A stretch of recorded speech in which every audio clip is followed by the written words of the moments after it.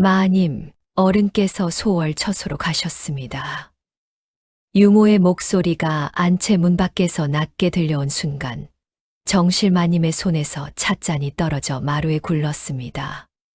방 안의 공기가 얼어붙었고 마님은 떨리는 손으로 치맛자락을 움켜쥐었습니다.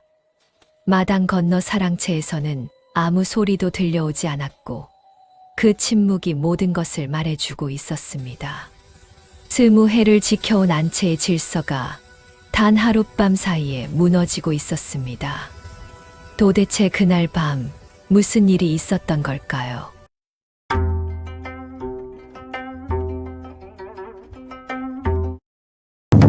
전라도 어느 고을 김진사 댁은 300년 내려온 양반 집안이었습니다.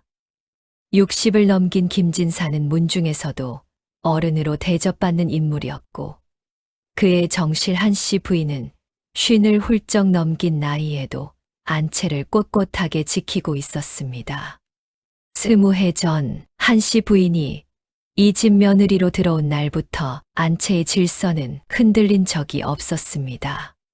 제사상은 언제나 정갈했고 손님 접대는 빈틈이 없었으며 하인들은 마님의 한마디에 모두 움직였습니다. 김진사도 안채 일은 모두 부인에게 맡겼고 마을 사람들은 한씨 부인이 고생 한 번 없이 자란 양반집 규수인데도 집안을 이렇게 잘 꾸린다고 칭찬했습니다. 하지만 세월은 누구에게나 흐르는 법입니다. 한씨 부인의 눈가에 주름이 깊어지고 허리도 예전만큼 곧지 않게 되었습니다. 봄 제사 준비를 할 때면 밤늦게까지 장부를 들여다보고 가을 추수가 끝나면 마을 사람들과 소장료를 정산하느라 며칠씩 골머리를 앓았습니다. 김진사는 그런 부인의 모습을 보며 안쓰러워했지만 안채 일은 대대로 정실의 몫이었기에 어쩔 수 없다고 여겼습니다. 그러던 어느 날 김진사가 부인에게 조심스럽게 말을 꺼냈습니다. 부인, 안채 일이 많아 고되겠소. 장부나 문서 일을 도울 사람을 하나 드리는 게 어떻겠소?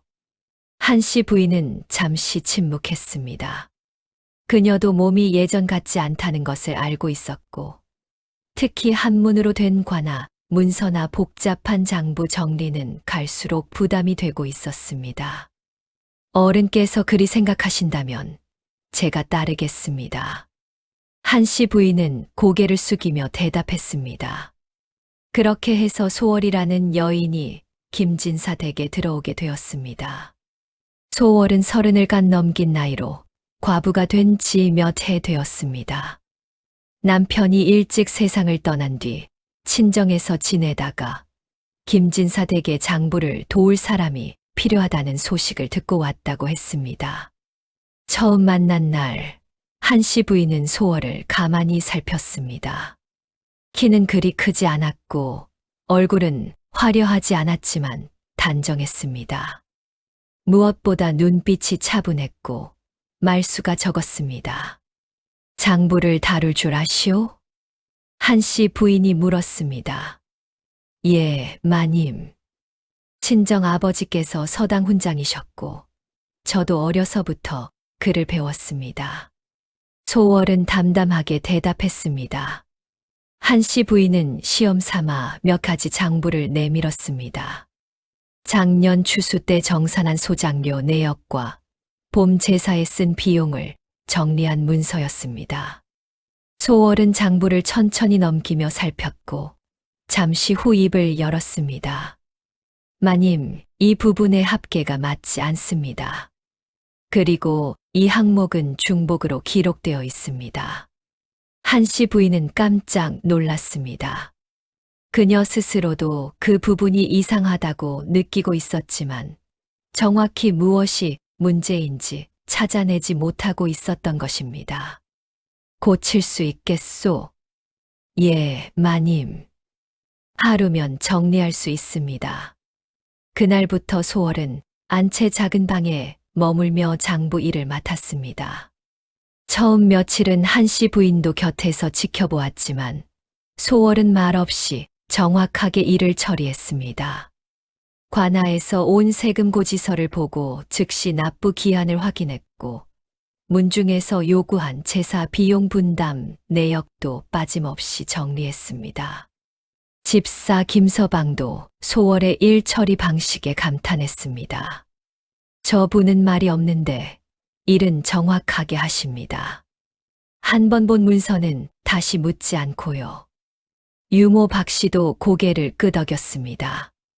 그렇게 조용한 사람도 드물지. 밥 먹을 때도 소리 없고 밤에도 촛불 하나만 켜놓고 장부만 보더구먼. 한씨 부인은 그 말을 듣고 마음이 조금 놓였습니다. 소월이 분수를 지키고 안채의 질서를 흔들지 않을 것 같았기 때문입니다. 하지만 그것은 한씨 부인의 착각이었습니다. 소월이 들어온 지 한 달쯤 지났을 무렵 김진사가 안채로 들어와 장부를 확인하기 시작했습니다. 예전에는 부인이 직접 설명했지만 이번에는 소월이 장부를 펼쳐 보이며 차근차근 설명했습니다. 어른, 올해 소장료는 작년보다 쌀 5섬이 늘었고 관아 세금은 기한 내에 모두 납부했습니다. 이 항목은 김진사는 소월의 설명을 듣고 만족스러운 표정을 지었습니다. 이렇게 정리되니 한눈에 들어오는구려. 수고했소. 한씨 부인은 그 모습을 곁에서 지켜보며 가슴 한구석이 답답해졌습니다. 20해 동안 자신이 해온 일을 소월은 단 한 달 만에 자기 것으로 만들어버린 것 같았습니다. 그날 밤 한씨 부인은 잠을 이루지 못했습니다. 가을이 깊어가던 어느 날 밤 안채는 평소보다 조용했습니다. 한씨 부인은 친정 조카의 혼사 준비를 돕기 위해 사흘간 집을 비우고 있었습니다. 김진사는 사랑채에서 문중 문서를 정리하다가 관아에서 온 급한 서류가 생각났습니다. 내일 아침 일찍 관아에 제출해야 하는 문서였는데 소월이 정리해둔 장부를 확인해야 했습니다. 밤은 이미 깊었지만 김진사는 안채 쪽으로 발걸음을 옮겼습니다. 소월의 처소에는 아직 촛불이 켜져 있었습니다. 소월, 자고 있는가? 아닙니다, 어른. 들어오십시오. 김진사가 문을 열고 들어가자 소월은 책상 앞에 앉아 장부를 정리하고 있었습니다. 관아 문서 말이오. 내일 아침 일찍 제출해야 하는데 확인 좀 해주겠소. 예, 어른. 이미 정리해 두었습니다.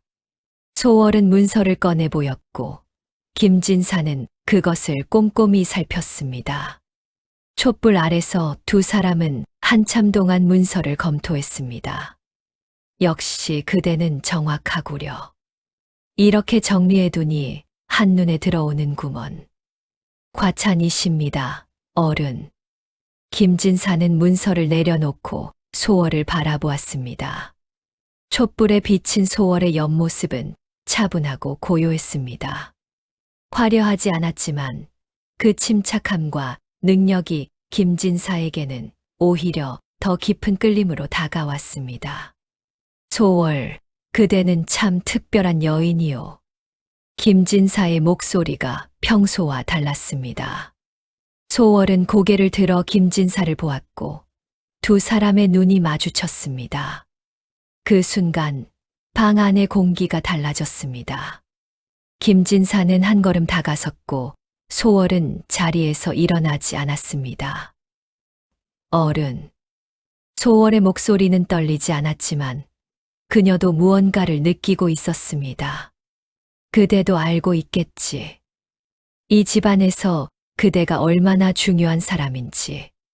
김진사의 손이 소월의 어깨에 닿았고 소월은 그 손을 피하지 않았습니다. 촛불은 조용히 타들어가고 있었고 밤은 깊어만 갔습니다. 유모 박 씨는 멀리 행랑채에서 안채 쪽을 바라보았습니다. 소월의 처소에 켜져 있던 촛불이 꺼지지 않고 있었고 김진사가 사랑채로 돌아가는 모습도 보이지 않았습니다. 유모는 긴 한숨을 내쉬었습니다. 그래서는 안 되는데. 하지만 그녀는 아무 말도 할 수 없었습니다. 이미 넘어서는 안 될 선이 넘어가고 있었고, 그것을 막을 수 있는 사람은 이 집안에 아무도 없었습니다.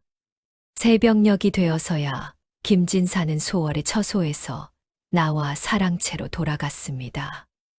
그의 발걸음은 무거웠지만 되돌릴 수는 없었습니다. 소월은 홀로 방 안에 앉아 꺼져가는 촛불을 바라보았습니다. 그녀도 알고 있었습니다. 오늘 밤 이후 이 집안의 질서가 완전히 바뀔 것이라는 것을. 그리고 사흘 뒤 한씨 부인이 돌아왔습니다. 집안은 평소와 다름없이 조용했지만 무언가 달라진 공기를 한씨 부인은 느낄 수 있었습니다. 유모 박씨가 조심스럽게 다가와 귓속말로 말했습니다. 마님께서 안 계신 사흘 동안 유모는 더 이상 말을 잇지 못했습니다. 한씨 부인은 고개를 끄덕였습니다. 알고 있네. 그녀는 이미 짐작하고 있었습니다. 소월이 들어온 날부터 이런 날이 올 것이라는 것을. 다만 그것이 이렇게 빨리 올 줄은 몰랐을 뿐입니다. 그날 밤 무슨 일이 있었는지 아무도 확실히 알지 못했습니다. 다만 다음 날 아침 안채의 공기가 달라졌다는 것만은 모두가 느꼈습니다. 김진사는 평소보다 일찍 사랑채에서 나와 안채로 걸어왔고 소월이 있는 작은 방 앞에서 잠시 머뭇거리다 문을 두드렸습니다. 어제 문중에서 온 편지 말이오. 그 답장을 어떻게 쓰면 좋겠소. 예전 같으면 한씨 부인에게 물었을 일입니다. 하지만 이번에는 김진사가 직접 소월에게 물었고 소월은 차분하게 대답했습니다. 어른 문중 대표께서는 제사 비용 분담을 요구하셨지만 저희 집안이 이미 작년에 큰 비용을 부담했으니 올해는 절반만 내도 무리가 없을 것입니다. 김진사는 고개를 끄덕였습니다. 그렇게 답장을 쓰시오. 유모 박씨는 마당에서 그 모습을 보고 얼어붙었습니다. 김진사가 안채 일을 소월에게 직접 물어본다는 것은 이제 안채의 실무가 소월 손으로 넘어갔다는 뜻이었습니다. 유모는 서둘러 한씨 부인이 있는 안방으로 갔습니다. 마님, 어른께서 소월 처소로 가셨습니다. 한씨 부인은 창가에 앉아 밖을 내다보고 있었습니다. 그녀도 이미 알고 있었습니다. 어젯밤 김진사가 사랑채에서 소월의 처소로 갔다는 것을, 그리고 밤새 돌아오지 않았다는 것을. 알고 있네. 한씨 부인의 목소리는 평소와 다름없이 차분했지만 그녀의 손은 치맛자락을 꽉 쥐고 있었습니다. 유모는 더 이상 말을 잇지 못했습니다. 그날 오후 김진사는 집사 김서방을 불렀습니다. 앞으로 안채 장부와 관하 문서는 소월에게 먼저 보고하도록 하게. 문중 일도 마찬가지고. 김서방은 잠시 망설이다 고개를 숙였습니다. 명을 받들겠습니다. 이 소식은 삽시간에 안채 전체로 퍼졌습니다. 하인들은 서로 눈치를 보며 수군거렸고 유모는 한숨을 내쉬었습니다. 스무해 지켜온 질서가 하룻밤 만에 바뀌는구나. 한씨 부인은 그날 저녁 식사 자리에도 나오지 않았습니다. 안방에 홀로 앉아 창밖을 바라보며 긴 한숨만 내쉬었습니다. 밤이 깊어갈수록 사랑채에서 소월의 처소로 향하는 김진사의 발소리가 들렸습니다. 한씨 부인은 그 발소리를 들으며 눈을 감았습니다. 그녀는 알고 있었습니다. 김진사가 소월에게 빠진 것은 얼굴이나 나이 때문이 아니라는 것을. 소월은 묻지 않아도 알았고 시키지 않아도 움직였습니다. 번거롭게 하지 않으면서도 빈틈을 채우고 조용히 곁에서 김진사를 편안하게 하는 여인. 그것이 60을 넘긴 김진사에게는 어떤 화려함보다 깊은 끌림이었습니다. 한씨 부인은 20해 동안 안채를 시켰지만 정작 김진사가 원하는 것이 무엇인지는 몰랐던 것입니다. 다음 날부터 안채의 움직임이 달라지기 시작했습니다. 아침 문안도, 제사 준비도, 손님 접대도 모두 예전과 같았지만 그 중심에는 이제 한씨 부인이 아닌 소월이 있었습니다. 집사 김서방은 소월에게 먼저 보고했고 하인들은 소월의 지시를 따랐습니다. 한씨 부인은 여전히 안채의 마님이었지만 실무는 모두 소월의 손을 거쳤습니다. 소월은 여전히 한씨 부인에게 공손했습니다. 마님, 오늘 관하에서 문서가 왔는데 이렇게 처리하는 것이 어떻겠습니까? 마님, 문중에서 요청하신 장부는 이렇게 정리했습니다. 한씨 부인은 고개를 끄덕일 뿐이었습니다. 소월의 일 처리가 완벽해서 그녀가 끼어들 틈이 없었기 때문입니다. 그러던 어느 날 밤 사건이 터졌습니다. 새벽녘 유모 박씨의 비명소리가 안채 전체를 깨웠습니다. 마님, 큰일 났습니다. 한씨 부인이 황급히 안방에서 나왔고 김진사도 사랑채에서 달려왔습니다. 무슨 일이냐? 사랑채 서고에 도둑이 들었습니다. 집사 김서방이 떨리는 목소리로 보고했습니다. 김진사가 서고로 달려가자 문이 부서져 있었고 안은 난장판이었습니다. 문서들이 어지럽게 흩어져 있었고 장부 몇 권이 사라졌습니다. 무엇보다 심각한 것은 문중 토지 문서와 은자 300냥이 든 괴짝이 통째로 없어진 것이었습니다. 이게 어찌 된 일이냐? 김진사의 얼굴이 하얗게 변했습니다. 문중 토지 문서는 조상 대대로 내려온 것이었고 은자 300냥은 다음 달 관아에 납부할 세금이었습니다. 한씨 부인도 급히 현장으로 왔고 소월도 뒤따라왔습니다. 당장 하인들을 모두 불러라. 누가 감히 이런 짓을. 한씨 부인이 떨리는 목소리로 소리쳤습니다. 집사 김서방이 하인들을 모두 마당에 모았습니다. 한씨 부인은 하인들 앞에 서서 다그쳤습니다. 어젯밤 누가 서고 근처에 있었느냐? 수상한 사람을 본 자는 없느냐? 하인들은 서로 얼굴만 바라보며 대답하지 못했습니다. 말을 하지 못하겠느냐? 당장 자백하지 않으면 모두 관아로 끌고 갈 것이다. 한씨 부인의 목소리는 점점 높아졌고 하인들은 겁에 질린 표정이었습니다. 그때 소월이 조용히 앞으로 나왔습니다. 마님, 잠시만 말씀드려도 되겠습니까? 한씨 부인은 소월을 돌아보았습니다.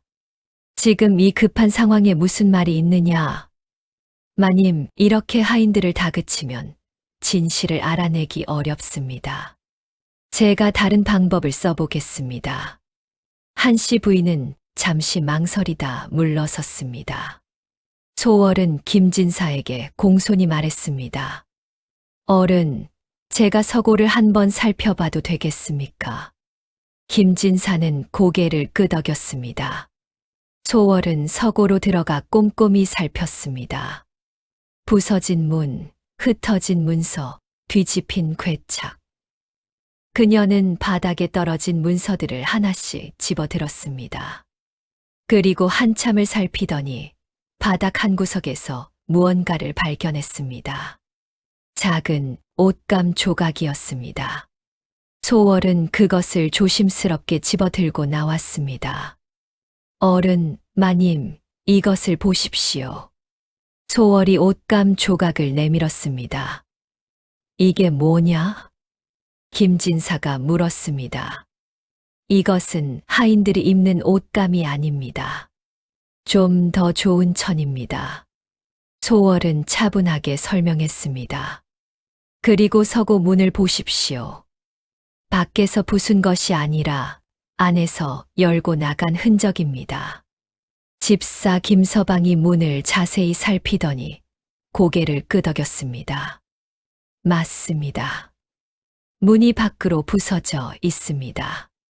그렇다면 이것은 외부 도둑이 아니라 내부 사람의 짓이라는 말이냐? 김진사가 물었습니다. 그럴 가능성이 높습니다. 그리고 한 가지 더 이상한 점이 있습니다. 소월은 서고 안을 가리켰습니다. 문서들이 어지럽게 흩어져 있지만 정작 중요한 문서는 정확히 골라서 가져갔습니다. 문중토지 문서와 은자가 든 궤장만 사라졌습니다. 그게 무슨 뜻이냐? 이 집안 사정을 잘 아는 사람의 짓입니다. 어디에 무엇이 있는지 정확히 알고 있었다는 뜻입니다. 소월의 말에 마당에 모인 사람들이 술렁거렸습니다. 한씨 부인의 얼굴이 굳어졌습니다. 그렇다면 범인이 누구라는 말이냐? 소월은 잠시 침묵하더니 입을 열었습니다.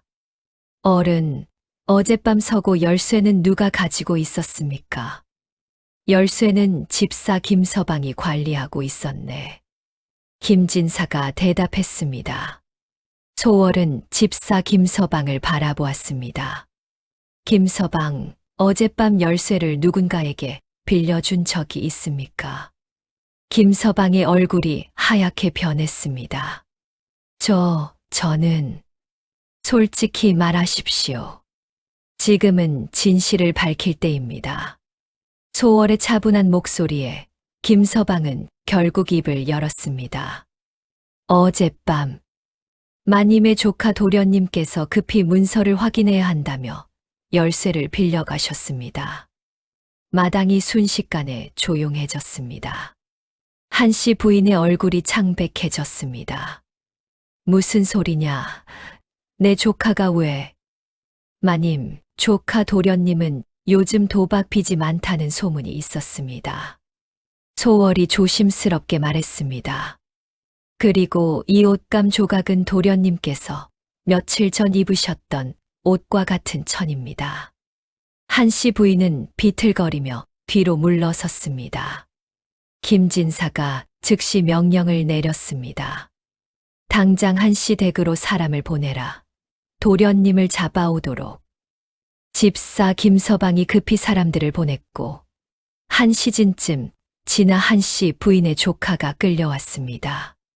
그는 이미 은자를 가지고 도망치려다 마을 어귀에서 붙잡혔습니다.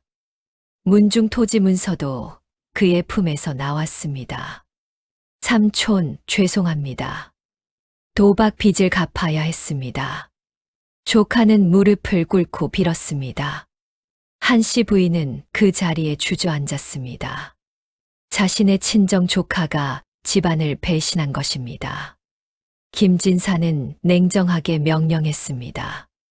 당장과 나로 넘겨라. 집안 도둑질은 용서할 수 없다. 조카가 끌려가고 안채는 다시 조용해졌습니다. 김진사는 소월을 불렀습니다. 소월, 자네 덕분에 큰 화를 막았네. 만약 자네가 아니었다면 범인을 찾지 못했을 것이네. 소월은 공손히 고개를 숙였습니다. 과찬이십니다, 어른. 다만 제가 할 수 있는 일을 했을 뿐입니다. 김진사는 한씨 부인을 돌아보았습니다. 부인, 이번 일은 안타까운 일이었소.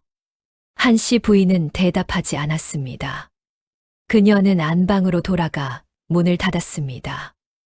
유모 박씨가 조심스럽게 다가왔습니다. 마님, 혼자 있고 싶네.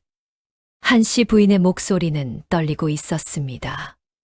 그날 이후 김진사는 소월을 더욱 신뢰하게 되었습니다.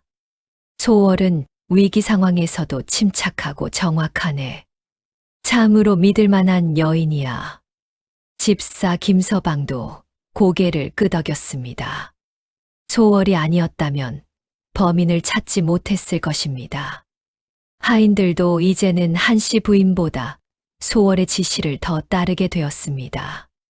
한씨 부인은 점점 안채의 중심에서 밀려나고 있었습니다. 그녀는 안방에 홀로 앉아 긴 시간을 보냈고 유모 박씨만이 그녀의 곁을 지켰습니다. 마님, 이래서는 안 됩니다. 유모가 애타게 말했지만 한씨 부인은 고개를 저었습니다. 무슨 말을 하겠나. 내 조카가 집안을 배신했는데 나는 이미 체면을 잃었네. 한씨 부인의 목소리는 힘이 없었습니다. 그날 밤 김진사는 소월의 처소로 향했습니다. 한씨 부인은 창가에 앉아 그 모습을 지켜보았습니다. 20해를 함께한 부부였지만 이제는 그마저도 소월에게 빼앗긴 것 같았습니다. 며칠이 지났습니다. 한씨 부인은 안방에만 머물렀고 안채의 모든 일은 소월이 처리했습니다. 김진사는 밤마다 소월의 처소로 갔고 안방으로 돌아오는 일은 거의 없었습니다. 유모 박씨는 그 모습을 보며 한숨만 내쉬었습니다. 이러다 정말 큰일 나겠구먼. 집사 김서방도 고개를 끄덕였습니다. 어른께서 완전히 소월에게 빠지셨습니다. 마님께서는 이제 그들은 더 이상 말을 잇지 못했습니다. 그러던 어느 날 장날이었습니다. 유모 박씨가 장에서 돌아온 얼굴이 굳어 있었습니다. 마님, 큰일입니다. 한씨 부인이 고개를 들었습니다. 무슨 일이냐? 마을에 소문이 돌고 있습니다. 유모의 목소리가 떨렸습니다. 무슨 소문이냐? 한씨 부인이 다그쳐 물었습니다. 유모 박씨는 한참을 망설이다 입을 열었습니다. 소월이 아이를 가졌다는 소문입니다.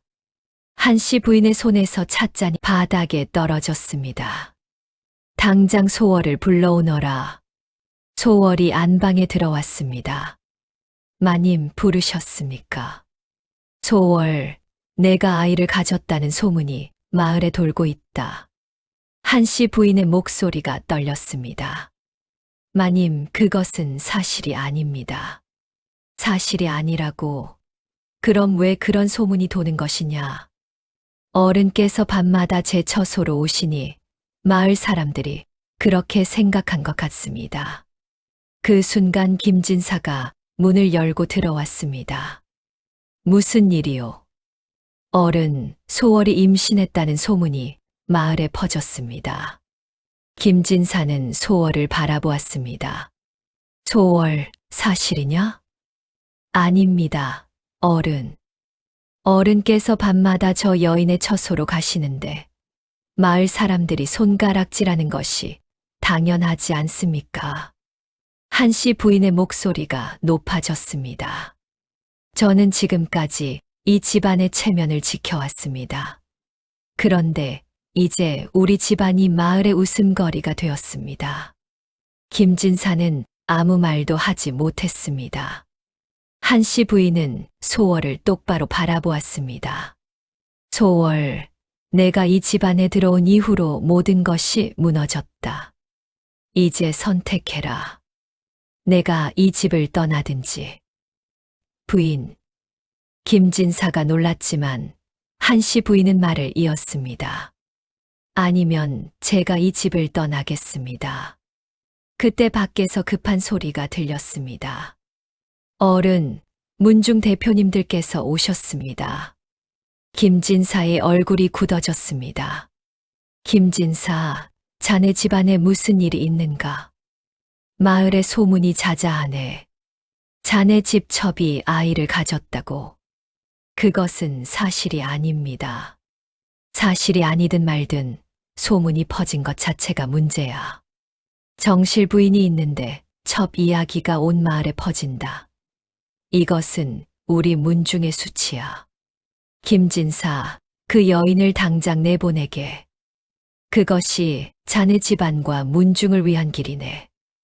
문중 어른들이 돌아간 뒤 김진사는 깊은 고민에 빠졌습니다. 그날 밤 김진사는 소월의 처소로 갔습니다. 소월, 미안하네. 어른, 제가 이 집안에 폐를 끼쳤습니다. 아니네. 자네는 잘못이 없네. 내가 너무 경솔했네. 하지만 이제는 내가 선택을 해야 할 때인 것 같네. 소월은 김진사를 바라보았습니다. 그녀의 눈빛에 슬픔이 어려 있었습니다. 새벽이 되기 전 김진사는 소월의 처소를 나와 안방으로 향했습니다. 한씨 부인은 창가에 앉아 있었습니다. 부인, 어른께서 안방으로 오시다니. 한씨 부인의 목소리는 차가웠습니다. 김진사는 한씨 부인 곁에 조심스럽게 앉았습니다. 부인, 내가 잘못했소. 한씨 부인은 김진사를 똑바로 바라보았습니다. 그래서 어른께서는 어떻게 하실 겁니까? 김진사는 잠시 침묵했습니다. 솔직히 나는 아직 확신이 서지 않소. 한씨 부인의 눈에 실망이 스쳤습니다. 그녀는 천천히 자리에서 일어나 창가로 다가갔습니다. 어른, 제가 이 집안에 시집 온 날을 기억하십니까? 한씨 부인의 목소리가 떨리기 시작했습니다. 저는 16이었습니다. 처음 안채 문턱을 넘을 때 어머님께서 제 손을 잡고 말씀하셨습니다. 이 집안을 잘 지켜달라고. 김진사는 아무 말 없이 한씨 부인을 바라보았습니다. 20해입니다. 20해 동안 저는 단 하루도 쉬지 않고 이 안채를 지켰습니다. 한씨 부인의 목소리가 점점 커졌습니다. 새벽에 일찍 일어나 시어머님께 문안을 드리고 밤늦게까지 안채를 돌보며 하루도 편히 쉬어본 적이 없습니다. 그녀의 손이 떨리기 시작했습니다. 문중 제사 때마다 밤을 새워 준비했고 손님이 오시면 체면 잃지 않으려 애썼습니다. 어른의 옷 한 벌, 식사 한 끼도 소홀히 한 적이 없습니다. 한씨 부인의 눈에서 눈물이 흘러내렸습니다. 그런데 지금은 어떻습니까? 하인들은 저를 거치지 않고 집안의 모든 대소사가 소월의 손을 거쳐 이루어집니다. 그녀의 목소리가 떨렸습니다. 저는 20해 동안 이 집안의 안주인이었는데 이제는 손님 취급도 받지 못합니다. 어른, 제가 무엇이 부족했습니까? 왜 저를 밀어내고 다른 여인을 들이셨습니까? 한씨 부인은 치맛자락을 움켜쥐었습니다.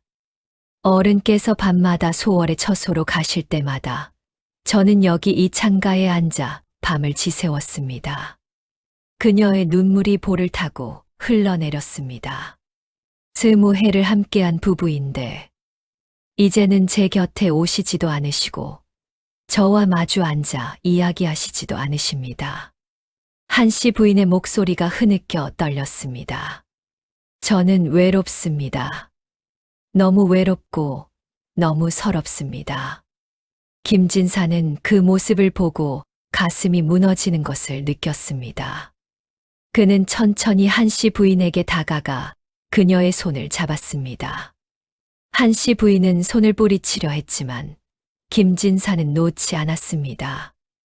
부인, 내 말을 들어주시오. 김진사의 목소리도 떨리고 있었습니다. 나는 정말 어리석은 사람이었소. 김진사는 한씨 부인의 손을 두 손으로 감싸 쥐었습니다. 부인이 그동안 얼마나 많은 것을 희생했는지, 얼마나 외로웠는지 나는 단 한 번도 생각해 보지 않았소. 나는 소월의 능력에만 눈이 멀어 부인의 마음을 전혀 헤아리지 못했소. 그동안 고맙다고 수고했다고 위로한 적도 없었소. 부인, 내가 잘못했소. 그저 당연한 일이라 여겼소. 한씨 부인의 눈물이 더욱 흘러내렸습니다. 내가 소월의 처소로 갈 때마다 부인이 이 창가에서 밤을 지새우면서 얼마나 외롭고 서러웠을지 나는 이제야 깨달았소. 김진사의 목소리가 흐느꼈습니다. 부인, 용서해 주시오. 내가 너무 경솔했소. 한씨 부인은 그동안 쌓인 서러움과 외로움이 한꺼번에 터져 나왔습니다. 김진사는 그저 그녀의 손을 잡고 함께 있었습니다. 한참이 지나서야 한씨 부인이 천천히 입을 열었습니다. 어른, 저는 소월을 미워하지 않습니다. 소월은 능력 있는 여인이고 이 집안에 필요한 사람입니다. 저도 그것을 압니다. 하지만 이 집안에는 질서가 있습니다. 정실과 첩의 자리가 있고 안채를 주관하는 사람과 돕는 사람의 구분이 있습니다. 그녀의 목소리는 여전히 떨렸지만 이제는 차분했습니다. 어른께서 소월을 신뢰하시는 것은 좋습니다. 하지만 제 자리를 완전히 빼앗아서는 안 됩니다. 저는 여전히 이 집안의 정실이고 20해를 지켜온 안채의 주인입니다. 그것만은 인정해 주십시오. 김진사는 한씨 부인의 손을 두 손으로 감싸 쥐었습니다. 부인의 말이 옳소. 내가 너무 어리석었소. 부인, 내일부터 모든 것을 바로잡겠소. 안채의 모든 일은 부인을 거쳐 결정하도록 하겠소. 그리고 약속하겠소. 다시는 부인의 마음을 아프게 하지 않겠소. 마을의 소문도 내가 직접 해명하겠소. 소월이 임신했다는 것은 거짓이라고 분명히 밝히겠소. 그리고 문중 어른들께도 말씀드리겠소. 앞으로 이 집안은 부인이 주관한다고. 한씨 부인의 눈에서 마지막 눈물이 흘러내렸습니다. 하지만 이번에는 서러움의 눈물이 아니었습니다. 부인, 20해 전 우리가 혼례를 올린 날을 기억하오? 한씨 부인은 고개를 끄덕였습니다. 그날 밤 내가 부인에게 약속했던 것을 기억하오? 평생 부인을 존중하고 아끼겠다고. 나는 그 약속을 지키지 못했소. 하지만 이제부터라도 제대로 지키겠소. 두 사람은 긴 시간 동안 말없이 앉아 있었습니다. 20해 만에 두 사람은 비로소 서로의 마음을 진정으로 이해하게 되었습니다. 그리고 마을의 소문도 잠재워 주십시오. 그것이 이 집안의 체면을 지키는 길입니다. 김진사는 깊이 고개를 숙였습니다. 그날 밤 김진사는 안방에 머물렀습니다. 소월의 처소에는 불이 켜져 있었지만 김진사는 가지 않았습니다. 소월은 홀로 앉아 촛불을 바라보며 무언가 달라졌다는 것을 느꼈습니다. 다음 날 김진사는 문중 어른들을 다시 모셨습니다. 소월이 임신했다는 것은 근거 없는 소문입니다. 제가 직접 마을에 해명하겠습니다. 그리고 안채의 질서를 바로 세우겠습니다. 그렇게 하게 집안의 질서가 바로 서야 문중의 체면도 서는 법이네. 김진사는 그날 이후 변하기 시작했습니다. 며칠이 지났습니다. 김진사는 약속대로 안채의 질서를 바로 세웠습니다. 소월이 처리한 문서도 장부도 모두 한씨 부인을 거쳐 결정되었습니다. 하지만 한씨 부인과 소월 사이에는 여전히 보이지 않는 벽이 있었습니다. 어느 날 아침 한씨 부인이 안채를 돌다가 소월의 처소 앞을 지나쳤습니다. 그녀는 창밖을 바라보며 무언가 생각에 잠겨 있었습니다. 한씨 부인은 발걸음을 멈추고 그 모습을 바라보았습니다. 저 여인도 외로울까? 소월은 이 집에서 능력을 인정받았지만 정작 그녀를 따뜻하게 대해주는 사람은 아무도 없었습니다. 한씨 부인은 잠시 망설이다 문을 두드렸습니다. 들어가도 되겠는가? 마님, 어인일로. 한씨 부인은 방 안으로 들어가 소월 맞은편에 앉았습니다. 소월, 그대는 이 집에 오기 전에는 어디서 살았소? 저는 어려서 부모를 잃고 이 집 저 집을 전전하며 살았습니다. 관가에서 일을 배운 것도 먹고 살기 위해서였습니다. 그대는 혼자 힘으로 살아온 것이로구려. 나는 16세 이 집으로 시집 왔소. 그 후로 단 한 번도 이 집 밖으로 나가본 적이 없소. 나는 그대가 부러웠소. 한씨 부인의 말에 소월은 눈을 크게 떴습니다. 마님께서 저를 그렇소. 그대는 혼자 힘으로 살아왔고 능력도 있고 자유롭소. 나는 이 집안의 마님이지만 정작 내 힘으로 할 수 있는 것은 아무것도 없었소. 하지만 이제 알았소. 그대도 외로웠을 것이라는 것을. 소월의 눈에 눈물이 고였습니다. 마님, 저는 마님의 자리를 빼앗으려 한 것이 아니었습니다. 알고 있소. 그대는 단지 그대가 할 수 있는 일을 했을 뿐이지. 잘못은 우리 모두에게 있었소. 두 여인은 긴 시간 동안 서로를 바라보았습니다. 그리고 처음으로 진심으로 서로를 이해하게 되었습니다. 앞으로 그대가 일을 처리할 때 어려운 일이 있으면 나에게 물어보시오. 소월은 고개를 숙였습니다. 감사합니다. 마님, 그리고 나도 그대에게서 배울 것이 많소. 소월은 한씨 부인을 올려다보았습니다. 한씨 부인의 얼굴에는 처음 보는 부드러운 미소가 있었습니다. 마님께 정말 죄송했습니다.